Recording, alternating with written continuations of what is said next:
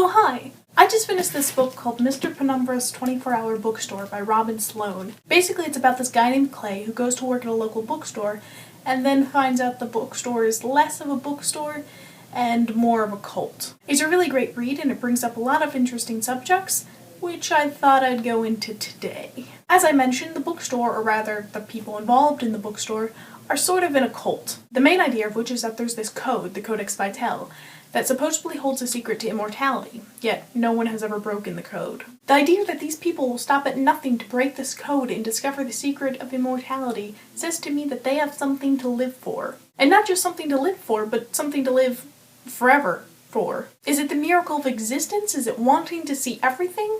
What is it that makes people want to live forever so badly? One of the characters in the book, Kat, a Google employee, answers this question by saying, "Every day you learn something amazing, and you realize there's so much more that's waiting.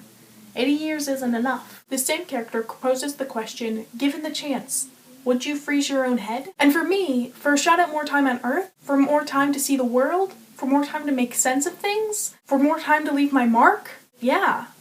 In a heartbeat. The Bounds, aka those actively pursuing the code, have a passion that is striking. Even in the darkest moments when it would appear that all hope is lost and that the code means nothing after all, they still keep searching. It's essentially their religion because they believe it with every fiber of their being, no matter what the likelihood. As a non-religious person, I can't say that there's anything in my life that feeling really applies to. And while I'm not suddenly going to start seeking a higher power, I will say that feeling of hope sounds kind of nice. On a different note, the book also delves deep into the old knowledge versus technology discussion. Booksellers and cult members represent one side, and Googlers and internet forums represent the other. The interesting thing about this is that the book doesn't seem to have a clear bias one way or the other. They show failures and successes from both sides. I'd say that the takeaway here is that both old knowledge and technology have a lot to offer, and to get the most out of both of them, we need to be able to combine their forces. I mean, think of the power of the two combined. All in all, I really loved the world within Mr. Penumbra's 24-Hour Bookstore. It was a great read, and it gave me loads to think about. If you've read the book, or even if you haven't,